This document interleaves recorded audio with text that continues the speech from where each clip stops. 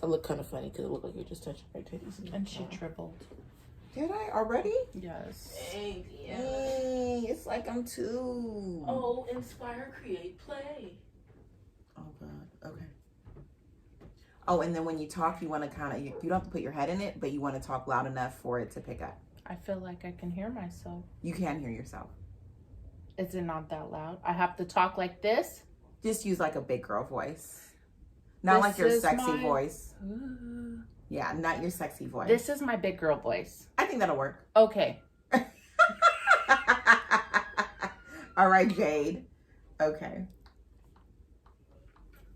Hello, family, and welcome back to Redefine the Podcast. I'm your host, 𝐷 McCoy, and I am here with my first ever Caucasian guest. I play, y'all. She's not Caucasian, but she's my Caucasian friend. I only got 2. Oh, I think I got 3. She's the first one, and then I got 2 others. She goes by LuLana, but everyone calls her LuLu. So LuLu, say what's up. What up? Say hi. How are you? I'm good. I'm doing good. I'm good. Okay, so LuLana and I met right when David and I got together. She was David's roommate's partner at the time. And before she liked me, she didn't like me. So we had a rocky, rough start. I got blamed for some things that I had no control over, but I was just an innocent bystander. Hated her. And it literally took a long time. I think it took till recently where I told her the story and she was like, oh, I didn't know that. And so then she started being nice. She was always nice to me, but then she really like took the hate out of that situation because she didn't like me for there. Did not like you for a while until you had Danny like around there. Oh my goodness. I didn't have Danny till 2014. I met David in 2013. You didn't like me for a whole year. Yeah. Sounds about right. Oh. That's okay. Anyways, so a little bit besides us, LuLana is I'm going to call her an entrepreneur. I'm going to say she's an entrepreneur. She's a doula. She works for people of minority. She works with everybody, but minority people. She also is Herbalife, and it works. Like, she looks damn good. Where was, if you don't mind me asking? Yeah. What was your starting weight? 215 pounds. Oh, that's not that bad. And I'm at 189. That's damn good. Yeah. So you believe in the program? Oh, absolutely. It works. If you do the work.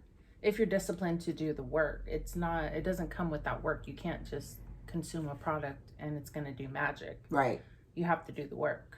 Okay, we're going to come back to that because you use that statement a lot for other things.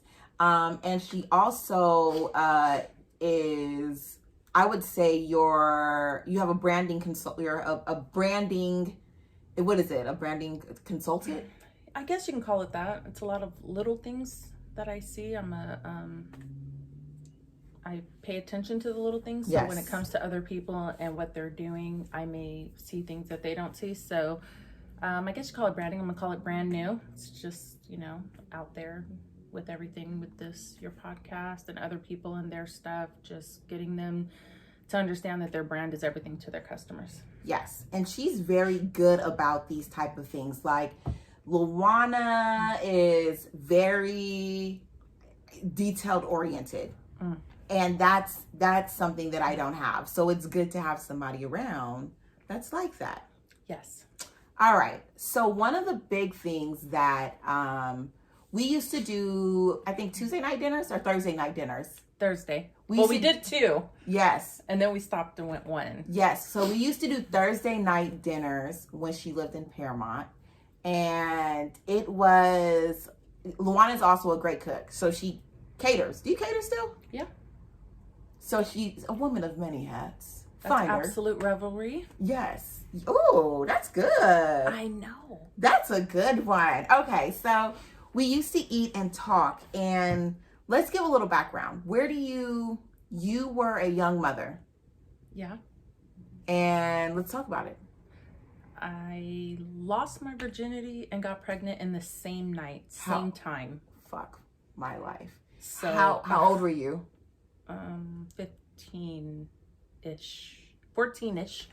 I had her just short of my 15th birthday. So were you 14 when you had her? I was 14 when I had her. What was that like? What was that conversation like with your grandmother?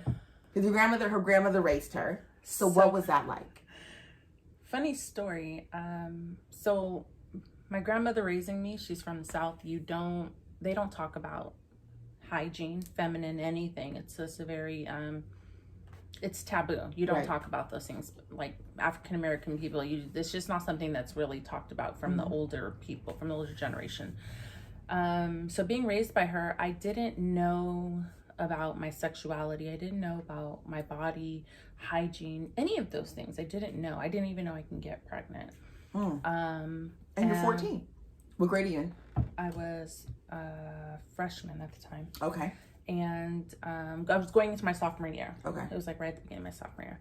And so my grandma comes to me, I'm in my room, and she says, are you pregnant? I'm like, no. What? And she says, I haven't bought any pads for you in almost 3 months. And I go, okay. I didn't understand what that meant.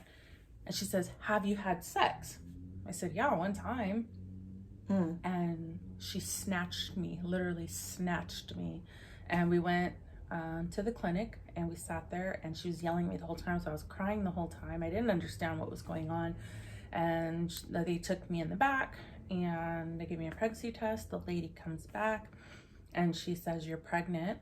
And then she starts talking to me and telling me, like, nobody can force you to do this, and blah, blah, blah, and telling me all this stuff. And my grandma just went off on her, and was like, you're not gonna raise no babies, and blah, blah, blah, blah, blah. Don't be telling her, and she gonna do. And my grandma just went off, and lo and behold, I get in the car with my grandma, and she says, I don't give a what that woman said. If I gotta snatch it out of you with a coat hanger, you ain't having no babies in my house. And I just thought that was it, right? I didn't really know what was gonna happen next, or what that was gonna look like. She made me call my dad, who lives in Louisiana, and he just said, baby, nobody can force you to do anything, and if you want to come live with me, you can come live with me. If you're gonna have this baby, you want to come live with me, you can come live with me. And then I had just met my mom a couple years prior, and you just met your mom. I met my mom when I was 10. Ooh. And so it was one of her times to come over. It was Thanksgiving or so, and she would always come on holidays. And she had came over, and she said, your grandma told me you were pregnant. And give you a little backstory. My mom's Romanian. She's a bipolar, paranoid, schizophrenic. So damn. Yeah, all three of them. Yeah, she's off. So I'm sorry, I have to ask about that. Does that, because there's 3 different things, does that like show up in 3 different ways? Absolutely. Really? Yeah, it shows up in so many different ways, depending on her meds, her mood, so many different ways. Was she ever, I mean, I know that you weren't with her for a long time, and you were 10, but was she ever like, did you ever see her like go into those moments? Now that I'm older, I've seen it. You think so? Now that I'm older, I've seen it. When I was younger, I still didn't understand what that was. So was this mom? I just knew my mom was crazy. That's all I ever thought it was. She was crazy. Okay. Now that I'm older and I understand it and the background of it, and I've been with her more consistently, like on my terms of seeing her, and through her sick times and everything, and through her good times, like I've seen the different levels of what that looks like. So you're able to see, like, this is what mom is right now. This is what she is now. There's days I'll go visit her, and she thanks me for coming as if I'm a stranger who just came to visit her. Really? Yeah. And then there's days where I come there and she's so excited, and she will introduce me to 100 people in the facility and say, this is my baby Luana. This is my baby Luana, in her thick Slavic accent, that I'm her baby. And so, I mean, it varies. And you're her favorite. And then there'll be those times, I am, and she'll tell you that. My dad will too. Sorry for my sister. But then there's also those times where when she's in one of her episodes, she only speaks Romanian, which is what's compelled me to learn Romanian again, because that English is my second language. And being with my grandparents, I never got to, stick with it, obviously. Yeah.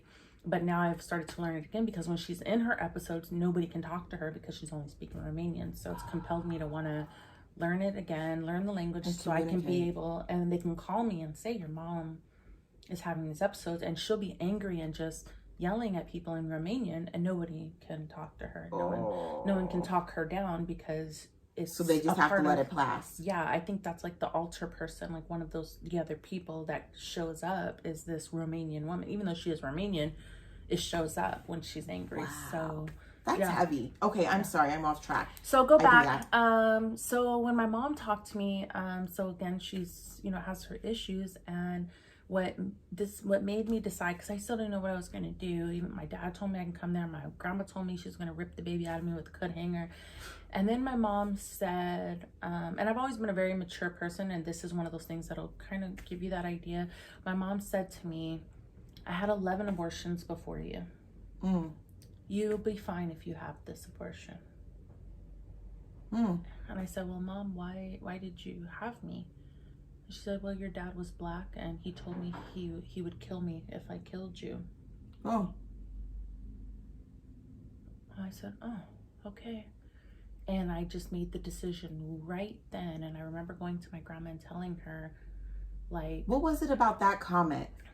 I would not repeat that. There were so many things growing up that I had always said that my grandma would do, that I had always said, man, when I have kids, I'm not going to do that. I'm not going to be that person. I'm not going to do that. There were so many things where I was, as a kid, you're like, I would never do that. And that was one of those things where I was like, I will not do that. What's one? What's another one? For which one? My mom or my grandma? Your grandmother. I will never make my kids feel like what I'm doing for them is like they owe me. Like they owe me something. Like they have to do this or that because of this and that, and throw something back at them. And there's times where me and my oldest daughter, if we get to that, and she'll say, you're throwing it in my face, and it hurts me to my core. She doesn't understand what that means when she says that, because I'm like striving so hard. No, I would never. Okay. And it's so tough to be misunderstood. And so I've really had to work at that and work with my communication with her, because that is something I strive so hard not to do, that when she says it, it's almost like a dagger. Like it's like, oh, I would never do that. Right. Like I would never do some of the things that my grandma has done. And granted, rest her soul, whatever the saying, however people say it. But I mean, it was very tough growing up in that house. I was very well provided for. Right. I would never want for anybody to think otherwise. I was very well provided for. My grandma did the best she could. She was about my age when she took on all 3 of her grandchildren, and her own child was mentally and physically disabled. Okay. And so she took on a lot. She had a son on drugs. Her daughter is mentally and physically disabled, and she took in her 3 grandchildren, and she was like 36. Wow. That's perspective. And so I never knew that. Yeah. Hindsight. She was overwhelmed.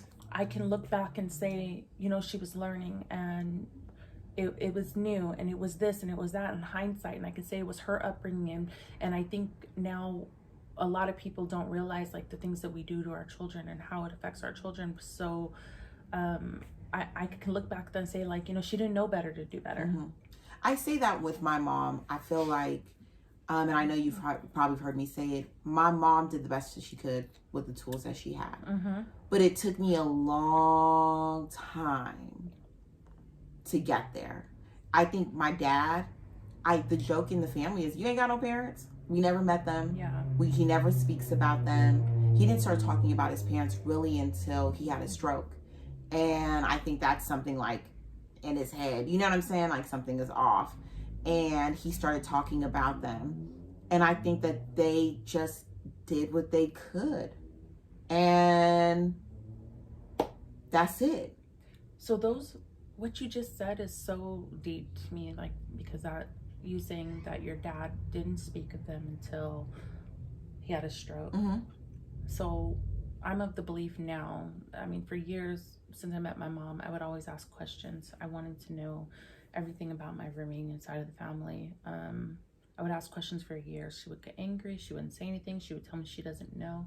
When my mom got sick and she was in the hospital, she was in the hospital for 18 days.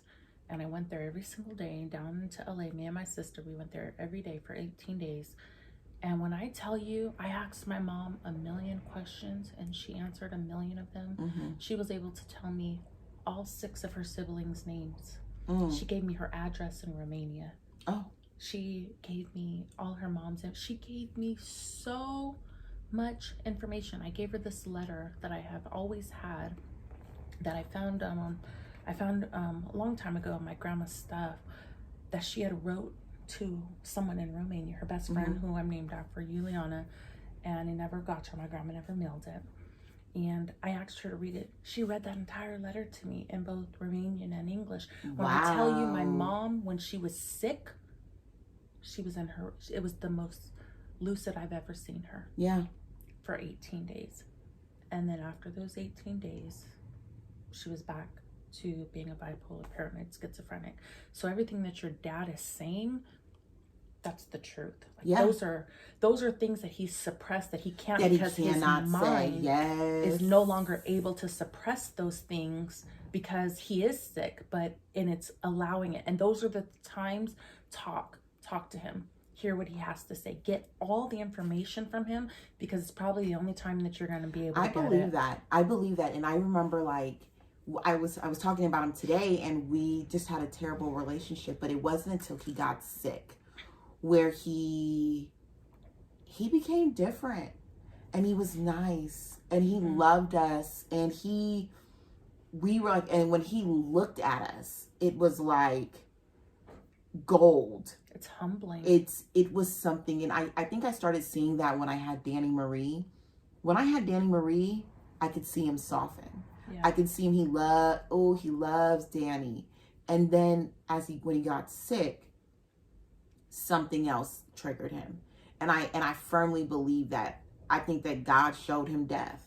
Yeah. And I think that this time now is a rebuilding. It humbled his spirit. Yeah. And he's a different, like I always tell Michaela, you have different, even if you don't live with them, you have different parents than me, Michelle, and Vaughn did.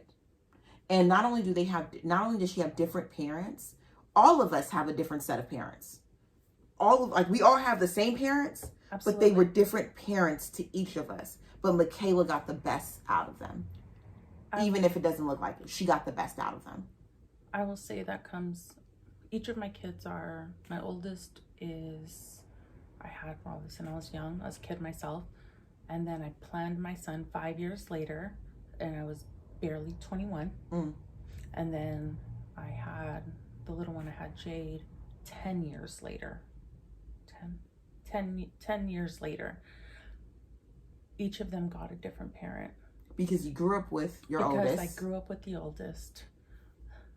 Khalil, we had a 2-parent household for a while, for a couple of years. Okay. So he got to experience that, as well as Gianna did, because he was a great father figure to her. Yes. But Khalil got to experience that. But Khalil got where I was working and I was on my own. We had our own place, and so I wasn't home as much, and so it was like daddy daycare. Khalil got that side of it.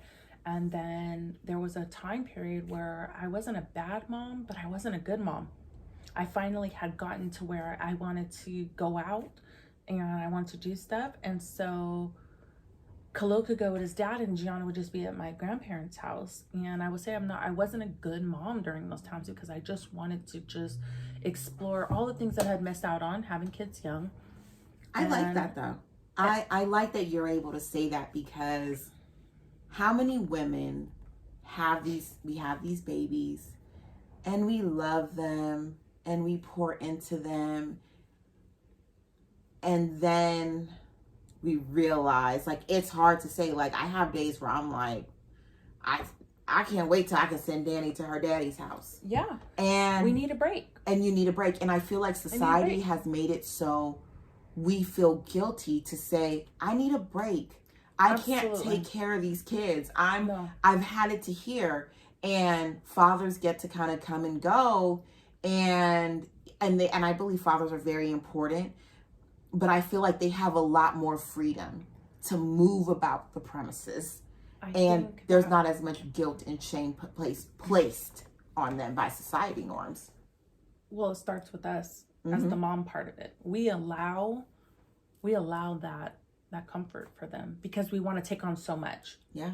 We want to take it on. We can do it all. We can go to work and come home and cook and take care of the kids and do all of this. And a lot of the times it's, well, we can just do it ourselves rather than have to tell somebody to do it or get frustrated if they don't do it right. And I will say I did that for a long time, and I have now come into like this free range parenting, this new growth in who I am, where I just let life be.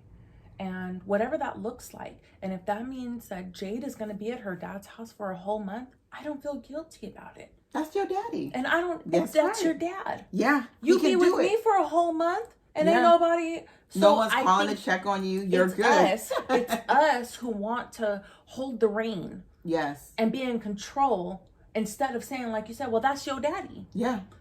When her dad calls and be like, she's sick, I'll be like, okay. She in the hospitals? You need me to, no, not even she in the hospital. You need me to send you a picture of her medical card?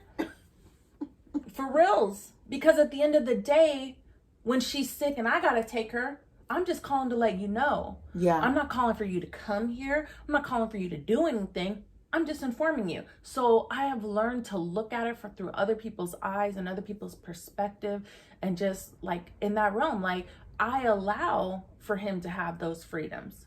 I allow it. So we allow that. We allow for these dads to get off. So it starts with us first. It starts with us first. So when you come home and you're doing X, Y, and Z, go tell your dad. Go to your dad. When my little one calls me and she's at her dad's house, and I'll be like, so where's your dad? Okay, I'll talk to you later. Like, right. Because at the end of the day, like, I need for her to understand, and then that's with the kids too. They gotta understand that the dad is just as important as the mom, like you say, but the kids have to see that. They have to see those roles. Yes. So we have to do that. In our house, we struggle with that because I am very much like the primary parent. David is here, but I'm like the primary parent. And David could be sitting on the couch and I'll be upstairs asleep, and Danny will come tell me something that she needs. Go tell your dad. And I have started saying that. I think you were the reason. I have started saying, no, ask daddy, or no, or, just being what it is and not feeling guilty about it. Because at one point I felt so bad, and I felt like David can't take care of Danny. Like, he can't take care of her the way that I can. And I'm like, well, no, I don't. He can't. That's her daddy. Yeah. And I was having this conversation with my daughter.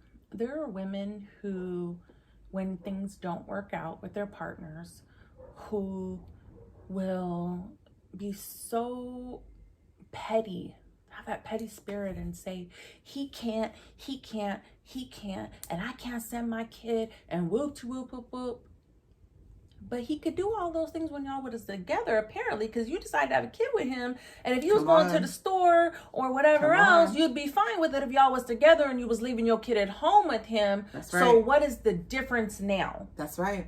It's a petty spirit, because nothing has changed. Yeah. Nothing has changed. Just the So relationship when status. you decided to have a kid with him, you already knew right then whether or not he was or wasn't capable. Because if he wasn't, why would you would have made a better choice. Exactly. So that's how I feel about things like that, where it's just like, the accountability is with us as the moms, to the baby moms, I'll say, or the mother of the children, whatever you want to call them.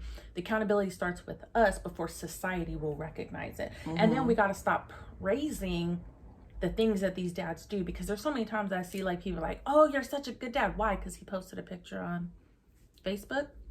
Yeah. Those are the things. You know what's interesting is that, and this is like, I guess like a sidebar, David will post a picture of Danny.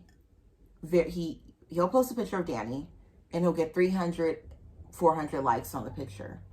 I'll post the same picture. I post the same picture and I'll get like, because it's 50. Expected.